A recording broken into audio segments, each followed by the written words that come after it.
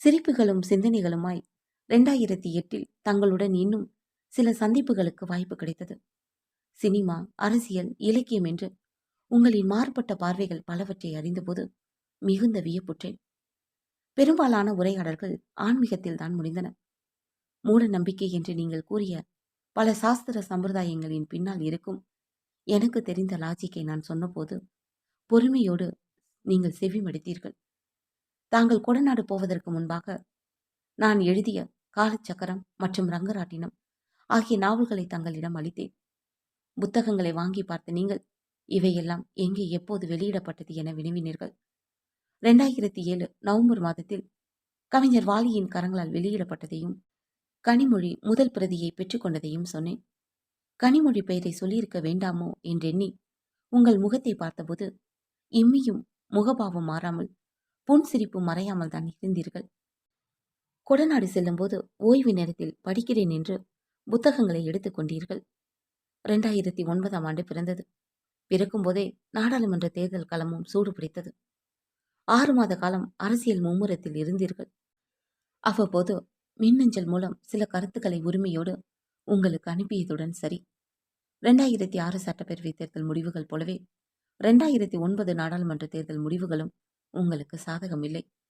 10 இடங்கள் உங்களுக்கு. தோல்வியில் இருந்து மீண்டு வெல்வதற்கான வியூகம் வகுக்கும் தீவிர சிந்தனையோ என்னவோ வெளி உலக தொடர்புகளை நிறுத்தி கொண்டீர்கள்.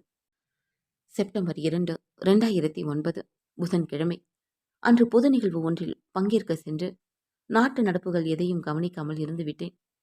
இரவு வீடு திரும்பும்போது மணி 9:30 இருக்கும். நான் வந்து சேர்ந்து சில நிமிடங்கள் கூட ஆகியிருக்காது. வீட்டு வாசலில் ஒரு கார் வந்து நின்றது. போயஸ் கார்டனில் இருந்து வந்திருப்பதாக சொல்லி அந்த காரில் இருந்த கார்த்திகேயன் என்கிற உங்கள் உதவியாளர், சார் கொஞ்சம் வாருங்கள், உடனே வண்டியில் ஏறுங்கள் என்று கதவை திறந்தபடி நின்றார். ஆர்வ உந்துதலில் ஏதும் கேட்காமல் நான் வண்டியில் ஏறினேன். என் வீட்டருகே இருந்த ஒரு ஒதுக்குப்புறமான இடத்தில் காரை நிறுத்த சொல்லி தன் கைபேசியினை இயக்கினார் கார்த்திகேயன்.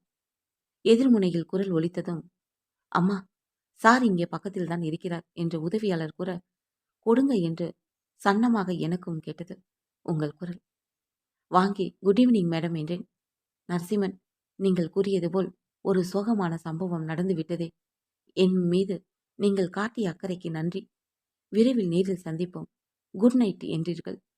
என்னவென்றே புரியாமல், வேறு கேள்வியும் கேட்க தோன்றாமல், உங்களை சந்திக்க மறுபடி வாய்ப்பு கிடைத்தால் சந்தோஷம் மேடம் என்று நான் சொன்னதுமே இனிப்பு துண்டிக்கப்பட்டது. அம்மா யாருடனும் போனில் பேசுவது ரொம்ப அபூர்வம் சார் என்று சொல்லும்போது உதவியாளர் முகத்திலும் பெரும் வியப்பு. என்னை வீட்டில் இறக்கிவிட்டு போய்விட்டார். பிறகுதான் எனக்கு தெரிந்தது, அன்று பகலில் நிகழ்ந்த ஹெலிகாப்டர் விபத்தில் ஆந்திர முதல்வர் ஒய்.எஸ். ராஜசேகர ரெட்டி கோர மரணம் அடைந்து விட்டார் என்று. சொன்னபடியே மறுபடியும் சந்திக்க வாய்ப்பு கொடுத்த நீங்கள் 2008 பிப்ரவரியில் நான் விடுத்த எச்சரிக்கை 2009 முடிவதற்குள் பெரும் சோகமாக நடந்தேறியது குறித்து மிகவும் ஆச்சரியப்பட்டீர்கள். நரசிம்மன், இது எப்படி சாத்தியம்? இப்படி நடக்கக்கூடும் என்று எதை வைத்து யூகித்தீர்கள் என்று கேட்டீர்கள். கிரக நிலைகள் அப்படி காட்டியது மேடம். அதோடும் சேர்ந்து ஒரு வகை உணர்தலும் எனக்கு அந்த எண்ணத்தை உறுதி செய்தது என்று கூறி 2004 சுனாமி பேரழிவு சமயத்தில் நான் கண்ட ஒரு கனவு காட்சியை சொன்னேன். சுனாமி வருவதற்கு முந்தைய இரவு அலுவலக பணி முடிந்து வீடு சென்று கொண்டிருந்தேன். மணி நள்ளிரவு 1:30 மணி. சுமார் 30-40 தெருநாய்கள் கலங்கரை விளக்கம் பகுதியிலிருந்து ஊளையிட்டு குறைத்தபடி கடலுக்கு எதிர் திசையில் சாலையை கடந்து கூட்டமாக ஓடிக்கொண்டிருந்தன. மறுநாள் சுனாமியில் கடலோரம் இருந்த மனிதர்கள் மட்டுமே மாண்டனர். தெருநாய்கள் தப்பித்தன. அவற்றின் உணரும் ஆற்றலே உயிரை காத்தது. அதுபோல இதுவும் இருக்கலாம் மேடம் என்றேன். நீங்கள் அமைதியாக கேட்டபடி அமர்ந்திருந்தீர்கள். அதோடு நான் நிற்கவில்லை. மேடம், 2006 வருடம் சட்டமன்ற தேர்தலில் நீங்கள் ஆட்சிக்கு வர முடியாத போது என்ன நினைத்தீர்களோ தெரியாது. ஆனால் வென்றிருந்தால் இப்போது நீங்கள் முதல்வராக இருந்திருப்பீர்கள். தென்னகத்து முதல்வர்களில் ஒருவரான ராஜசேகர ரெட்டி விமான விபத்தில் காலமாகி இருக்கிறார். அவர் வயது 60. அன்று திருச்சி விமானத்தில் நீங்கள் செல்ல இருந்தபோது உங்களுக்கும் வயது 60. 2006 சென்றிருந்தால் முதல்வராகத்தானே பறந்திருப்பீர்கள் என்று சொல்லிவிட்டு, மக்கள் தீர்ப்பே மகேசன் தீர்ப்பு என்பதை இப்படி கூட பார்க்கலாம் போலிருக்கிறது மேடம் என்றேன்.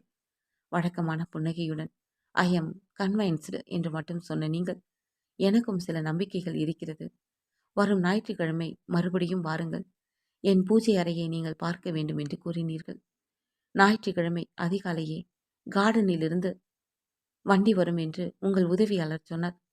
அதன்படியே நானும் தயாராக காத்திருந்து வண்டியில் ஏறி வந்து சேர்ந்தேன். அன்று நீங்கள் மாம்பழ நிற பட்டு சேலை அணிந்தீர்கள். உங்கள் தாயின் நினைவு வரும்போதெல்லாம் அந்த சேலையை தான் அணிவதாக பிறகு நீங்கள் சொல்லி நான் தெரிந்து கொண்டேன்.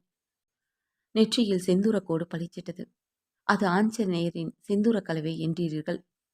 ஹாலை கடந்து பூஜை அறையில் நுழைந்ததும் ஒளிர்ந்த கடவுளர் மற்றும் உங்கள் மூதாதையர் படங்களுக்கு நடுவே தனிப்பட்டு தெரிந்த அந்த ஒரு படத்தை பார்த்து புதிராக நான் நின்றுவிட்டேன்.